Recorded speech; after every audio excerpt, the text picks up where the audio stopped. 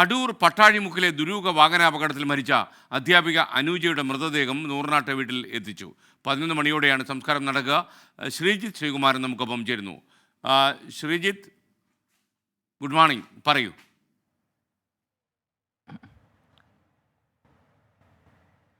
Good morning S K N. ഹാഷിമിൻ്റെ മൃതദേഹം ഇന്നലെ തന്നെ പോസ്റ്റ്മോർട്ടത്തിന് ശേഷം അവിടെ ഖബറടക്കം നടന്നിരുന്നു. എന്തായാലും അനുജയുടെ മൃതദേഹം ഇന്നലെ ഈ പൊതുദർശനമൊന്നും സമയത്തിൻ്റെ ഒരു പരിമിതിയൊക്കെ ഉണ്ട്, അതുകൊണ്ട് ഇന്നത്തേക്കായിരുന്നു മാറ്റിവെച്ചത്.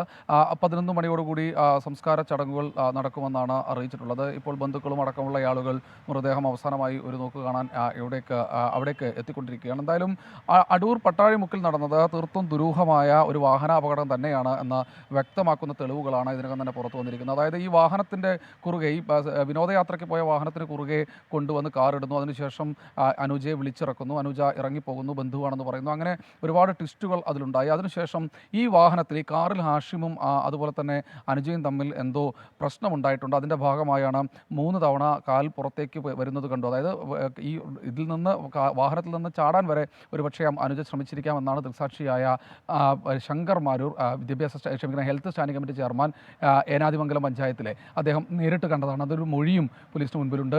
ഇതിനകം തന്നെ പോലീസ് ഇരുവരുടെയും ഫോൺ കോളുകൾ, ഈ പറയുന്ന ഹാഷിമിൻ്റെ 2 ഫോണും അനുജയുടെ 1 ഫോണും പോലീസ് കണ്ടെടുത്ത് പരിശോധന തുടങ്ങിയിട്ടുണ്ട്. അത് ഫോറൻസിക് ലാബിലേക്ക് അയച്ചിട്ടുണ്ട്. ഏതാണ്ട് 6 മാസത്തെ ഇവരുടെ ഡാറ്റ പൂർണ്ണമായി എടുത്തിട്ടുണ്ട്.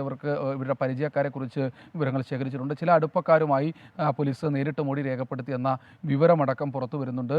എന്തായാലും എന്താണ് കാരണമെന്ന് ഈ ഫോൺ കോൾ ലിസ്റ്റുകൾ പരിശോധിച്ചാൽ, അല്ലെങ്കിൽ ഈ ഫോൺ ശാസ്ത്രീയ പരിശോധനയ്ക്ക് വിധേയമാക്കിയാൽ ലഭിക്കുമെന്നൊരു സൂചനയാണ് ഇതിനകം തന്നെ പുറത്തു വരുന്നത്. അന്നേരം അന്വേഷണം ഒരു ഭാഗത്തു കൂടി നടക്കുന്നുണ്ട്. അതിനുശേഷം ഡിവൈഎസ്പിയുടെ ഒരു വാർത്താ സമ്മേളനവും നമ്മൾ പ്രതീക്ഷിക്കുന്നുണ്ട്.